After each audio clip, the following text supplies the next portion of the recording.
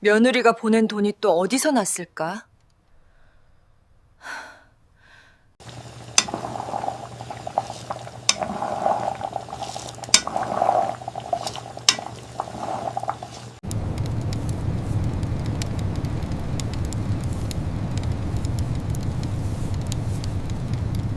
새벽 5시 창문 틈으로 찬 바람이 스며듭니다.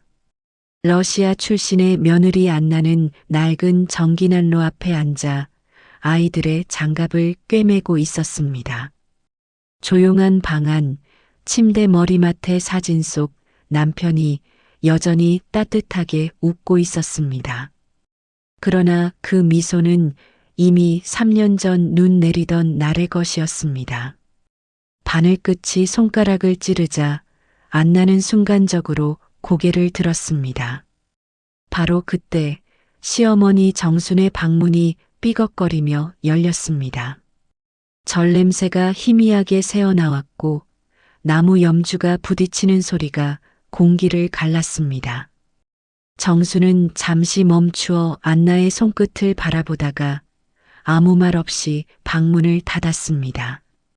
이 집은 한 지붕 아래 두 여자가 살지만 서로의 언어는 닿지 않았습니다. 그리고 식탁 위 누렇게 바른 송금 영수증이 바람에 미세하게 흔들렸습니다. 그 종이 한 장이 오늘의 균열을 예고하고 있었습니다. 환영합니다. 지혜로 자라는 인생, 함께 피어나는 인생나무입니다. 때로는 가족이 피로 맺히지 않아도 마음으로 이어지는 인연이 있습니다. 누군가는 남의 나라를 선택했고 누군가는 아들의 빈자리를 버텼습니다. 서로 다른 외로움이 같은 집에 머물 때 우리는 비로소 사랑의 모양을 배워갑니다. 이 이야기가 누군가의 마음속 닫힌 문을 조금이라도 열 수 있다면 그것이 바로 인생나무가 함께 자라는 이유입니다. 좋아요와 구독으로 우리의 이야기를 이어가 주세요. 정수는 부엌의 찬장을 열어 쌀을 덜었습니다. 며느리가 보낸 돈이 또 어디서 났을까? 그녀의 속말이 새어나왔습니다. 시장 사람들에게 들은 이야기, 러시아 여자가 돈 모아 떠난다더라. 그 말이 귀 안쪽에 쩍 달라붙은 듯 떨어지지 않았습니다. 안나는 아무 말 없이 국솥을 젓고 있었습니다. 끓는 물에 김이 오르자 정순의 시선은 잠시 그 수증기 속에 갇혔습니다. 아들의 목소리가 들리는 듯 했습니다. 엄마, 이 사람은요, 내 가족이에요. 하지만 그 기억을 믿기엔 현실의 냄새가 너무 차가웠습니다. 정수는 쌀포대를 덮으며 문득 식탁 위 영수증을 보았습니다. 러시아 모스크다. 그녀의 눈빛이 얼음처럼 굳었습니다. 안나는 갑자기 서류 봉투를 덮으며 당황한 듯 고개를 숙였습니다. 그거 아이들 용돈이에요. 한국어가 서툰 그녀의 발음이 떨렸습니다. 정수는 말없이 부엌을 나갔습니다. 닫히는 방문 사이로 찬바람이 스며들며 하얀 김이 흩어졌습니다. 그날 이후 두 사람 사이에는 또 하나의 벽이 생겼습니다. 밖에서는 새벽 종소리가 울렸습니다. 그리고 그 종소리 사이로 아직 누구도 모르는 비밀이 천천히 고개를 들고 있었습니다. 오늘 그들은 모른 척 지나칠 수 없는 하루를 맞이하려 하고 있었습니다. 시장 골목의 아침은 여느 때처럼 시끌벅적했습니다. 정수는 손에 장바구니를 들고 무표정한 얼굴로 상인들의 인사를 흘려듣고 있었습니다. 며느리 말이에요. 그 러시아 사람. 곧 나간다던데요? 물건값을 계산하던 손이 순간 멈췄습니다. 정수는 아무 대꾸도 하지 않고 돈을 내밀었지만 손끝이 떨렸습니다. 집으로 돌아오는 길, 눈이 내리기 시작했습니다. 그녀의 발자국 위로 쌓이는 눈처럼 오해가 조용히 내려앉았습니다. 집 문을 열자 부엌에 따뜻한 공기가 스쳤습니다. 안나는 아이의 아침죽을 시키며 노래를 흥얼거리고 있었습니다. 그 목소리는 낮고 부드러웠지만 정순에게는 낯설고 불편했습니다. 그녀는 말없이 벽장으로 향해 결혼사진이 든 액자를 꺼냈습니다. 사진 속 아들은 여전히 젊었고 곁에 안나는 환하게 웃고 있었습니다. 정수는 천천히 그 사진을 찢었습니다. 당신은 그 아이의 엄마지만 내 아들의 아내는 아니야. 찢어진 조각이 바닥에 흩날렸고 그 순간 안나가 부엌 문에서 멈췄습니다. 그녀는 아무 말 없이 사진 조각을 바라보다 조용히 문을 닫았습니다. 밤이 되자 집안의 공기가 달라졌습니다. 정수는 이불을 개며 혼잣말처럼 중얼거렸습니다. 그 돈 도대체 누구한테 보낸 걸까? 안나는 방 안에서 서류 봉투를 꺼내 들었습니다. 안쪽엔 한국어로 빽빽하게 적힌 귀화 신청서가 있었습니다. 남편이 생전에 함께 작성했던 서류였습니다.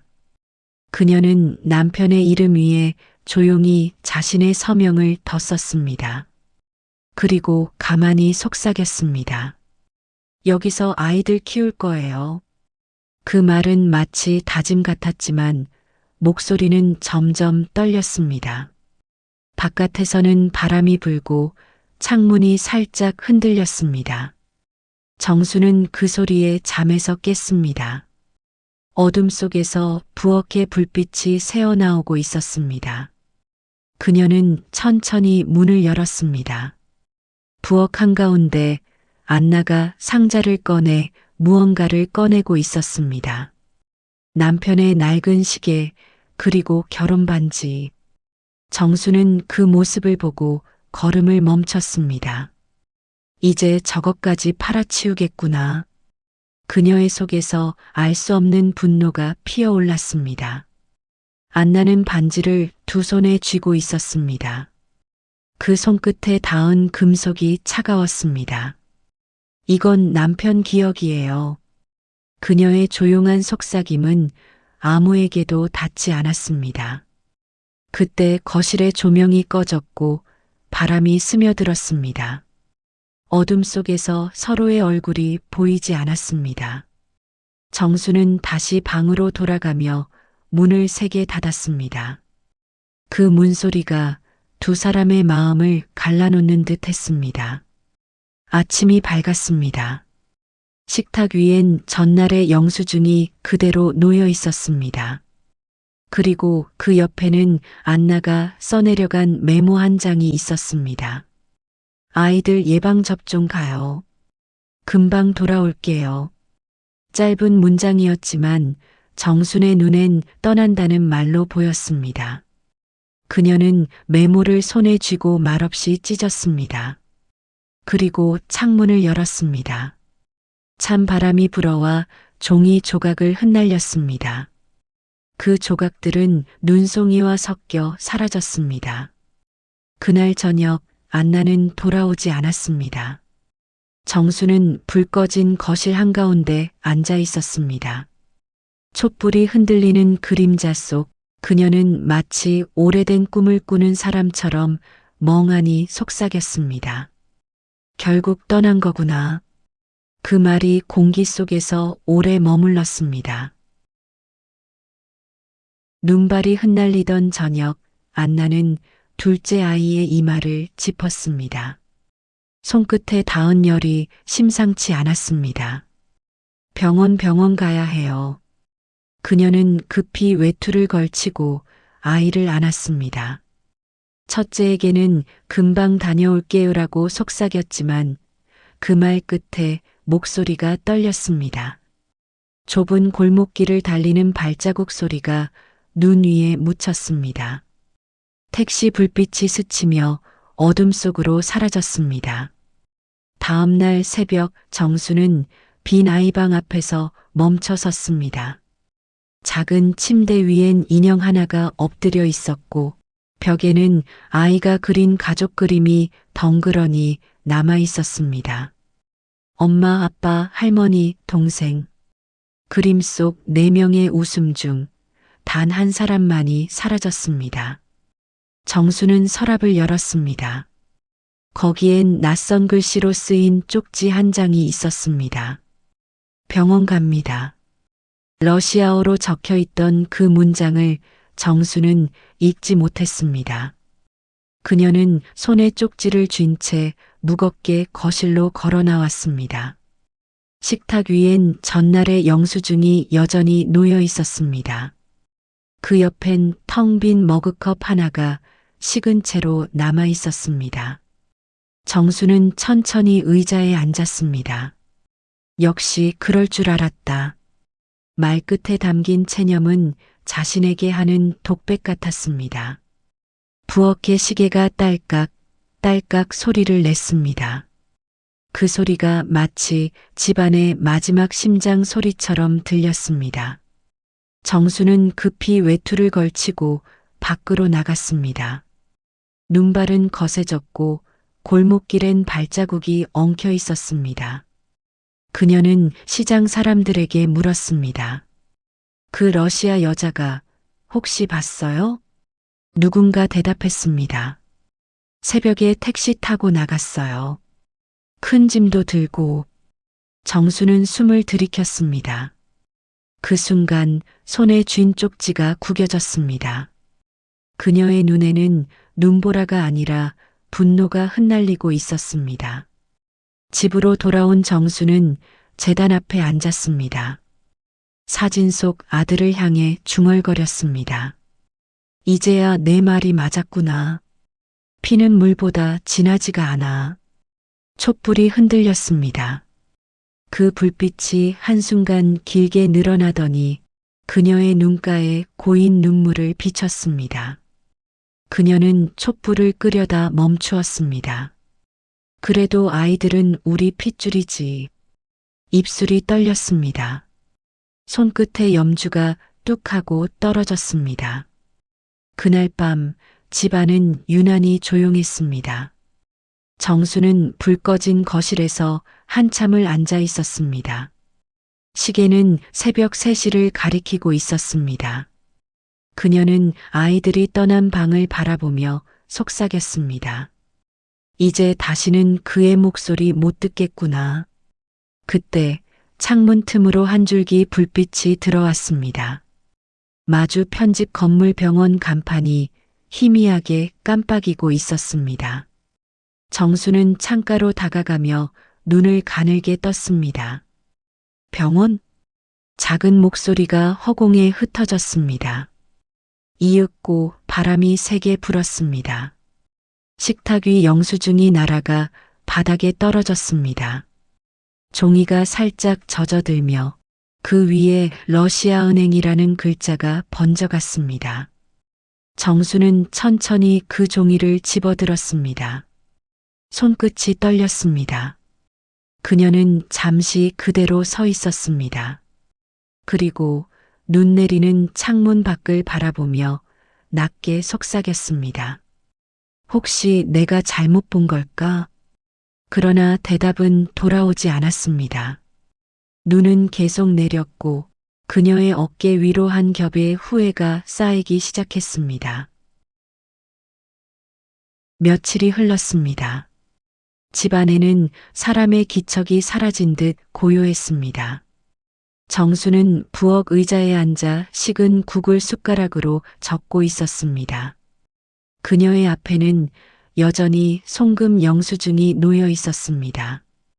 떠난 게 아니라면 어디 있는 거야? 그녀의 목소리는 공기 속에서 금세 흩어졌습니다. 그때 우체통 덮개가 덜컥 소리를 냈습니다.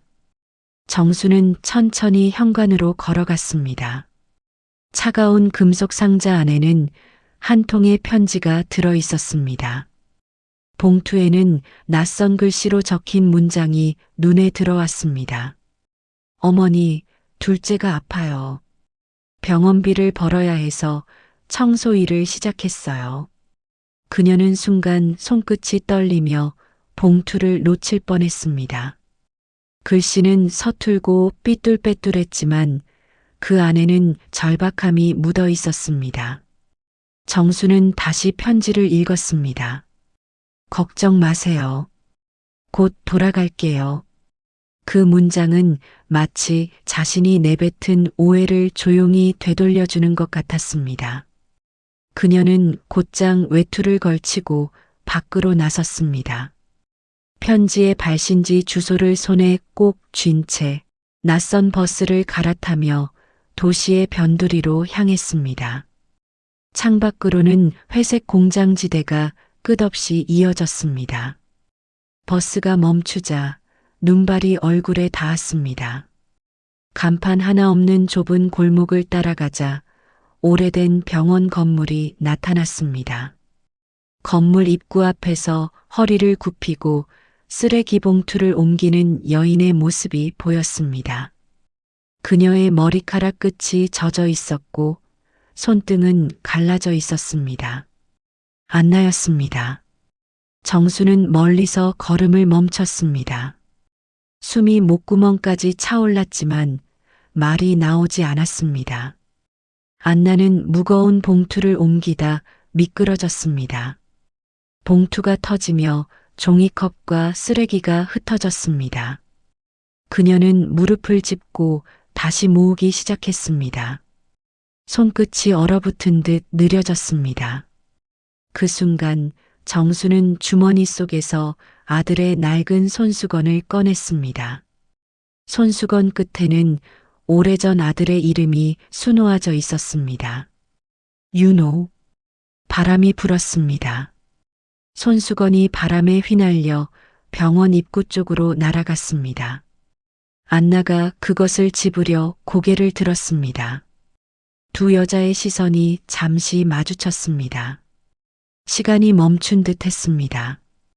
정순의 눈빛에는 놀람과 미안함이 섞여 있었고 안나의 눈빛에는 이해하지 못한 슬픔이 담겨 있었습니다. 한참을 그렇게 서 있던 정수는 천천히 다가갔습니다. 그 손수건 제 아들이 쓰던 거예요. 그녀의 목소리가 미세하게 떨렸습니다. 안나는 조심스레 고개를 끄덕였습니다. 그리고 손수건을 두 손으로 감쌌습니다. 잠시 후 병원 건물 안에서 어린아이의 기침 소리가 들려왔습니다. 안나는 급히 몸을 돌려 병실로 향했습니다. 정수는 그 뒤를 조용히 따랐습니다. 병실 안에는 병색이 짙은 둘째 아이가 누워 있었습니다. 안나는 젖은 수건으로 아이의 이마를 식히고 있었습니다. 그녀의 눈가에는 피곤함과 안도의 기색이 동시에 맴돌았습니다. 정수는 문 밖에서 그 모습을 지켜보다가 고개를 숙였습니다. 이 사람은 떠난 게 아니었구나. 그녀의 속에서 무너지는 소리가 들렸습니다. 정수는 병원 복도에 놓인 벤치에 앉았습니다. 손바닥에 남은 손수건의 촉감이 따뜻했습니다. 눈물이 천천히 흘러내렸습니다. 오랜 오해가 눈물과 함께 녹아내리고 있었습니다. 병실 안에서는 아이의 숨소리가 조금씩 안정되어 가고 있었습니다. 정수는 조용히 손끝을 모아 기도하듯 눈을 감았습니다. 부디 잘 살아다오. 그녀의 속삭임은 바람처럼 병원 복도를 지나갔습니다. 밖에서는 여전히 눈이 내리고 있었습니다. 하얀 눈발이 어둡던 골목길을 천천히 덮고 있었습니다. 정수는 병원 창문을 올려다보았습니다. 그 안에서 희미한 불빛이 흔들렸습니다. 그녀의 얼굴에는 처음으로 미세한 미소가 번졌습니다. 긴 오해의 겨울이 끝나가고 있었습니다. 병실의 불빛이 희미하게 깜빡였습니다. 정수는 안나가 아이의 곁을 지키는 모습을 창문 너머로 보고 있었습니다. 유리창 너머로 비치는 그녀의 얼굴은 지쳐 있었지만 그 눈빛엔 분명한 생명이 있었습니다. 정수는 문 손잡이를 잡았다가 놓기를 반복했습니다. 몇 번의 망설임 끝에 문이 천천히 열렸습니다. 안나는 고개를 들었습니다. 그녀는 놀란 듯 자리에서 일어났지만 곧 미소를 지으려 애썼습니다. 정수는 천천히 병실 안으로 걸어 들어갔습니다. 애는 좀 어떠냐? 짧은 질문이었지만 그 안엔 복잡한 감정이 얽혀 있었습니다. 안나는 작게 고개를 숙이며 말했습니다. 조금 나아졌어요. 약이 비싸요. 그 말이 끝나자 공기 속에서 한동안 침묵이 이어졌습니다. 정수는 의자에 앉았습니다. 손가락을 꼼지락거리며 품속에서 봉투를 꺼냈습니다. 이거 내 통장이다. 내가 할 수 있는 건 이뿐이다. 안나는 고개를 저었습니다. 아니에요. 그건 어머니 돈이에요. 정수는 고개를 들지 않고 조용히 대답했습니다. 그 돈도 결국 우리 가족이 쓰려고 모은 거잖냐? 그녀의 목소리가 작게 떨렸습니다. 안나는 울지 않으려 눈을 감았습니다. 그때 병실 문이 살짝 열리며 간호사가 들어왔습니다. 보호자분이신가요? 정수는 고개를 들지 않은 채 잠시 머뭇거리다 대답했습니다. 예, 맞아요. 그 대답 한마디에 공기 속에 오랜 오해가 부서지는 소리가 들렸습니다.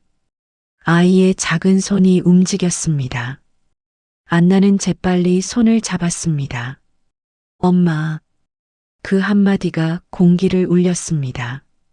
정수는 천천히 손을 뻗어 아이의 머리를 쓰다듬었습니다. 그녀의 손끝이 미세하게 떨렸습니다. 괜찮아. 이제 괜찮아질 거야. 그 말은 아이보다도 곁에 안나에게 하는 위로처럼 들렸습니다. 그날 밤 두 여자는 병실 안에서 나란히 앉아 있었습니다.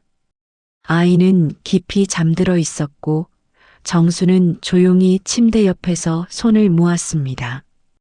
윤호야, 내가 지켜보고 있지? 그녀의 눈가에서 눈물이 흘러내렸습니다. 안나는 아무 말 없이 수건을 건넸습니다. 그 손수건은 바로 윤호의 이름이 순호인 것이었습니다. 정수는 그걸 받으며 한참을 바라보다가 결국 손으로 가볍게 쥐었습니다. 그동안 미안했어요, 어머니. 안나의 목소리는 낮았지만 진심이 묻어 있었습니다. 정수는 대답하지 않았습니다. 그저 그 손수건을 매만지며 작게 고개를 끄덕였습니다. 창문 밖으로 눈이 내리고 있었습니다. 눈송이가 유리창에 닿아 녹고 다시 얼기를 반복했습니다. 그 순간 두 사람의 마음속에도 같은 일이 일어나고 있었습니다. 잠시 후 병원 복도 불이 꺼졌습니다. 고요 속에서 아이의 숨소리만이 작게 들렸습니다. 정수는 자리를 털고 일어나 창밖을 바라보았습니다. 하얀 눈이 쌓여가는 거리 위로 희미한 새벽빛이 번지고 있었습니다. 그녀는 그 빛을 보며 속삭였습니다. 이제는 같이 살아야겠구나. 그날 새벽 병실 창문으로 희미한 햇빛이 스며들었습니다. 밤새 쏟아지던 눈이 멈추고 도시는 고요했습니다. 정수는 의자에 앉은 채 잠들어 있었습니다. 안나는 이불을 덮어주며 조용히 그녀의 손등을 바라보았습니다.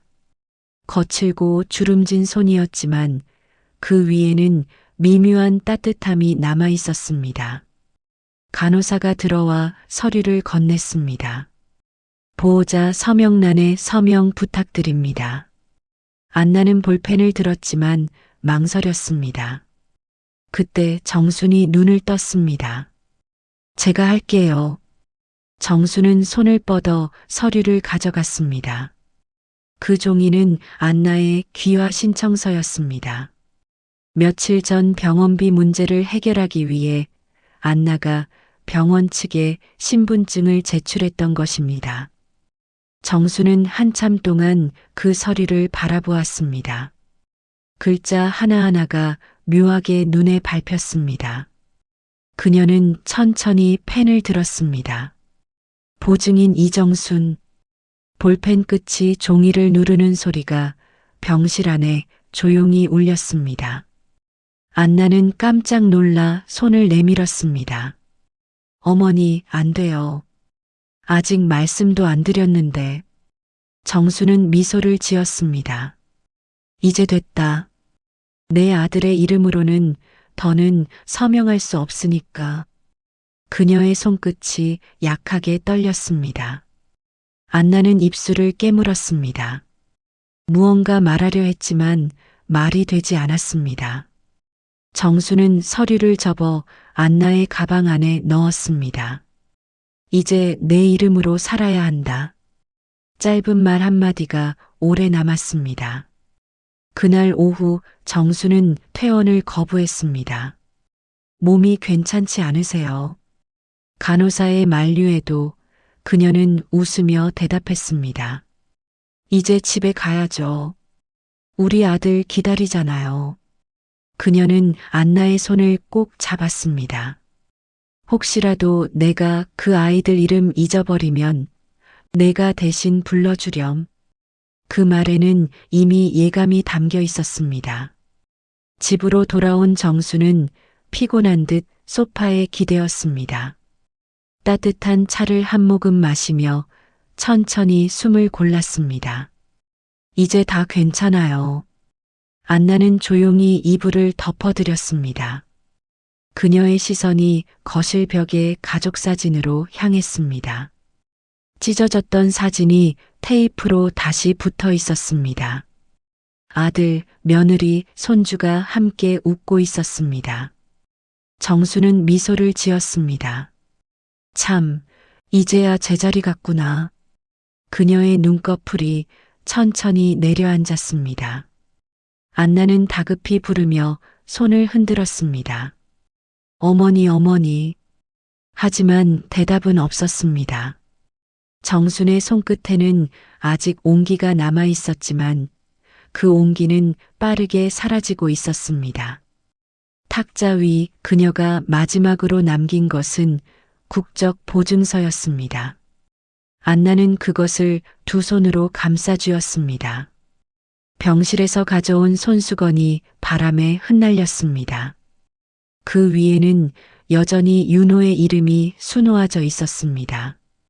눈물이 한 방울 떨어져 그 글자를 적게 했습니다. 안나는 조용히 속삭였습니다. 이제 제가 이어갈게요. 그녀의 눈빛은 더 이상 흔들리지 않았습니다. 창문 밖으로 빛이 스며들며 겨울의 끝을 알렸습니다. 장례식장에는 낮은 연불 소리만 울리고 있었습니다. 향 냄새가 공기를 가득 메우고 하얀 국화가 줄지어 놓여 있었습니다. 정순의 영정 앞에는 따뜻한 표정의 사진 한 장이 걸려 있었습니다. 안나는 검은 한복을 입고 조용히 절을 올렸습니다. 그녀의 두 손은 작게 떨리고 있었지만 눈물은 더 이상 흐르지 않았습니다. 조문객들이 오가며 속삭였습니다. 러시아 며느리가 장례를 이렇게 챙기네. 정순 어르신, 그래도 복 받으셨네. 그 말들이 공기 중에 섞여 사라졌습니다. 안나는 그저 묵묵히 향을 피웠습니다. 불꽃이 흔들리며 금방이라도 꺼질 듯 떨렸습니다. 그 옆에는 어린아이 둘이 조용히 앉아 있었습니다. 한복을 입은 아이들이 할머니라고 부르며 고개를 숙였습니다. 그 소리가 짧은 울음처럼 장례식장 안을 울렸습니다. 안나는 상주석에 놓인 흰 천 조각을 펼쳤습니다. 러시아식 천 조각이었습니다. 그 위에는 손으로 수놓은 문장이 있었습니다. 너는 내 딸이었다. 그 문장은 정순이 세상을 떠나기 전에 남긴 손편지의 일부였습니다. 안나는 그 천을 영정 위에 살며시 덮었습니다. 그 순간 주변이 조용해졌습니다. 누구도 그 행동을 말리지 않았습니다. 그건 두 나라의 언어보다 깊은 약속 같았습니다. 장례가 끝나고 안나는 천천히 낡은 집으로 돌아왔습니다. 문을 열자 익숙한 냄새가 스며들었습니다. 그녀는 현관 앞에 신발을 벗으며 조용히 말했습니다. 다녀왔어요, 어머니. 거실 한켠에는 정순의 유품 상자가 놓여 있었습니다. 그 안에는 낡은 손수건, 오래된 가계부, 그리고 하나의 봉투가 있었습니다. 봉투에는 안나에게라고 적혀 있었습니다. 그녀는 봉투를 열었습니다. 그 안에는 짧은 쪽지와 은색 반지 한 개가 들어 있었습니다. 이건 윤호가 마지막으로 내게 맡긴 거야. 그 사람의 마음을 내가 지켜줘. 안나는 반지를 손가락에 껴보았습니다. 남편의 반지였지만 이상하게도 손에 꼭 맞았습니다. 그녀는 그 손을 가만히 쥐었습니다. 창문 너머로 아이들이 마당을 뛰어다니는 소리가 들렸습니다. 엄마, 눈이에요. 또 눈 와요. 아이들의 웃음소리가 집안을 채웠습니다. 안나는 웃으며 대답했습니다. 그래, 어머니가 또 눈 내리시네. 하얀 눈송이가 천천히 떨어져 현관 앞을 덮었습니다. 그녀는 창문을 닫으며 속삭였습니다. 이제 진짜 가족이 되었네요, 어머니. 그날 밤 안나는 정순의 유품 상자 앞에 앉아 있었습니다. 손수건을 조심스레 펴서 무릎 위에 올려두었습니다. 윤호의 이름 아래 조용히 한 줄을 더 썼습니다. 안나. 그녀는 눈을 감았습니다. 그 순간 창밖에서 바람이 불었습니다. 손수건이 살짝 흔들리며 두 이름을 함께 덮었습니다. 이제 그 이름은 하나의 이야기로 남게 되었습니다. 겨울이 지나고 봄이 찾아왔습니다. 눈 덮였던 마당에는 연두빛 새싹이 고개를 내밀었습니다. 안나는 현관 앞에 작은 화분을 들고 나왔습니다. 그녀는 손바닥으로 흙을 고르게 다듬고 아이들과 함께 씨앗을 심었습니다. 화분 앞에 한글로 이름을 새겼습니다. 정순. 그 아래엔 러시아어로 또 하나의 이름을 적었습니다. 안나. 두 이름이 나란히 놓인 작은 표지판이 봄빛 아래 반짝였습니다. 아이들이 웃으며 물을 주었습니다. 엄마, 이거 할머니 꽃이에요? 안나는 고개를 끄덕였습니다. 그래, 할머니가 이제 여기 계시니까. 작은 아이가 하늘을 올려다보았습니다. 할머니, 보고 계시죠? 그 목소리에 바람이 스쳤습니다. 살짝 흔들린 나뭇잎 사이로 햇살이 부드럽게 쏟아졌습니다. 안나는 아이들과 함께 집 안으로 들어갔습니다. 거실 벽에는 새로 걸린 액자가 있었습니다. 찢어졌던 가족 사진을 다시 복원한 것이었습니다. 사진 속 네 사람은 모두 웃고 있었습니다. 그 앞에 향 하나가 피워져 있었고 향연기가 천천히 위로 올라갔습니다. 안나는 향 앞에 손을 모았습니다. 어머니, 오늘은 제가 저녁 만들게요. 그녀의 말에 아이들이 우리도 도와줄게요. 하며 웃었습니다. 그날 저녁 부엌에는 오래간만에 웃음소리가 가득했습니다. 솥에서 김이 오르고 찬장 위에는 정순이 쓰던 낡은 찻잔이 놓여 있었습니다. 안나는 그 찻잔에 따뜻한 물을 따르며 속삭였습니다. 이제야 집 같아요, 어머니. 그녀의 얼굴엔 잔잔한 미소가 번졌습니다. 식탁 위에는 반찬 대신 한 장의 서류가 놓여 있었습니다. 며칠 전 구청에서 받은 귀화 승인서였습니다. 안나는 조용히 그것을 접어 재단 옆에 두었습니다. 이제 이 나라가 제 집이에요. 그녀의 목소리는 낮았지만 단단했습니다. 창문 밖에서는 매화꽃이 피어 있었고 바람에 꽃잎이 살짝 흔들렸습니다. 밤이 되자 아이들이 잠든 거실에 불빛 하나만이 남았습니다. 안나는 그 불빛 아래서 낡은 일기장을 꺼냈습니다. 그 안에는 남편 윤호가 남긴 짧은 메모가 있었습니다. 언젠가 우리 둘 다 이 땅의 사람이 될 거야. 그 문장을 손끝으로 짚던 안나는 눈을 감았습니다. 그녀의 눈가에는 미소가 번졌습니다. 새벽 창문 틈으로 바람이 불었습니다. 커튼이 부드럽게 흔들리고 벽의 사진이 살짝 빛났습니다. 사진 속 정순의 얼굴이 햇살에 물든 듯 따뜻했습니다. 안나는 그 앞에서 마지막으로 고개를 숙였습니다. 어머니, 이제 걱정 마세요. 저는 여기서 자랍니다. 그녀의 말에 바람이 답하듯 창문을 흔들었습니다.